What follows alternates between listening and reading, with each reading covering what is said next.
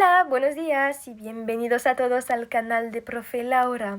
Aujourd'hui, nous nous retrouvons dans cette nouvelle vidéo pour apprendre à conjuguer en espagnol 10 verbes irréguliers au passé simple. Cette vidéo fait suite à la première vidéo que j'avais réalisée sur le passé simple des verbes réguliers et que je vous encourage vivement à aller voir. On commence par un petit rappel. Le passé simple est un temps que nous utilisons beaucoup en espagnol en comparaison avec le français. C'est un temps qui permet d'exprimer une action entièrement accomplie dans le passé. Qu'est-ce que cela veut dire? Cela veut dire que le passé simple nous permet d'exprimer une action qui a commencé dans le passé et qui s'est terminée dans le passé. C'est donc une action qui n'a pas de lien avec le temps présent. Les passés simples irréguliers se caractérisent tout d'abord par un radical différent de celui de l'infinitif. Ils sont irréguliers.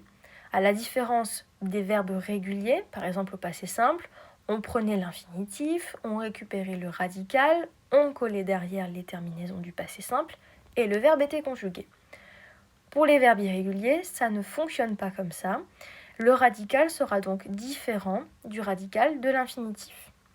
Également, l'accent tonique sera sur le radical aux premières et aux troisièmes personnes du singulier. Cela signifie qu'il n'y aura pas d'accent écrit, à la différence du passé simple des verbes réguliers. Allez, on commence tout de suite avec le verbe ser, qui signifie être. C'est l'un des deux verbes être en espagnol, ser. Fui, fuiste, fue, fuimos, fuisteis, fueron. Voici la conjugaison du verbe ser au passé simple. Un petit exemple. Fui profesora de español durante 10 años. Fui profesora de español durante 10 años. Seguimos. Ir, qui signifie aller. Fui, fuiste, fue, fuimos, fuisteis, fueron. Alors, qu'est-ce qu'on remarque tout de suite? Ce n'est pas une erreur. Le verbe ser et le verbe ir ont la même conjugaison au passé simple. Comment est-ce qu'on va savoir alors si la personne utilise ser dans sa phrase ou est-ce qu'elle utilise ir? Eh bien, c'est le contexte qui nous permettra de savoir. Petit exemple. Fuimos a México el año pasado. Fuimos a México el año pasado. Continuamos.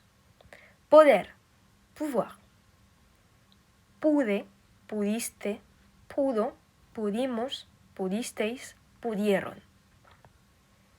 Los bomberos pudieron salvar a todas las personas. Los bomberos pudieron salvar a todas las personas. Siguiente. Saber, savoir. Supe, supiste, supo, supimos, supisteis, supieron. Ejemplo, la chica supo convencer a sus amigas. La chica supo convencer a sus amigas. Seguimos. Tener, le verbe avoir que l'on connaît tous, tener. Tuve, tuviste, tuvo, tuvimos, tuvisteis, tuvieron. Tuviste muchas dificultades para aprender. Tuviste muchas dificultades para aprender. Continuamos. Decir, le verbe dire, decir. Dije, dijiste, dijo, dijimos, dijisteis, dijeron. Alors attention, j'ai bien souligné la syllabe ré de dijeron. Il ne faut surtout pas faire l'erreur de dire dijeron, c'est bien dijeron en espagnol, troisième personne du pluriel. Dijisteis las buenas respuestas. Dijisteis las buenas respuestas. Continuamos.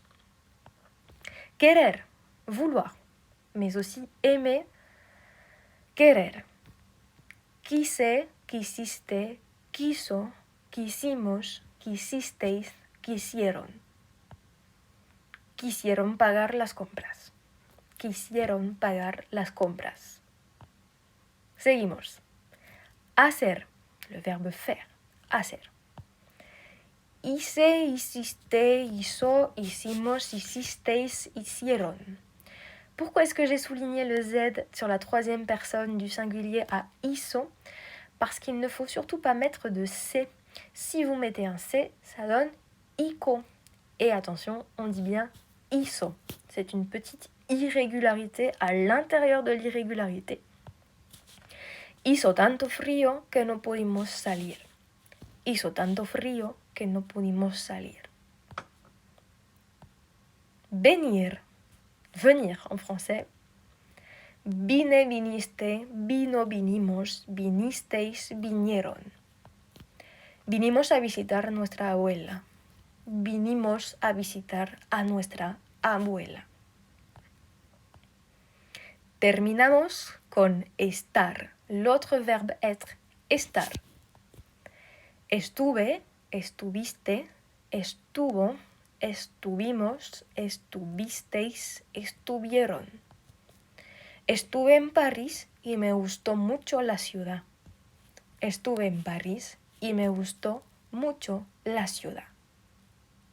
Muy bien. Ya está. Ahora sabes cómo conjugar 10 verbos irregulares en español. Espero que el vídeo te haya gustado. No olvides suscribirte y darle un like y nos vemos muy pronto. Adiós.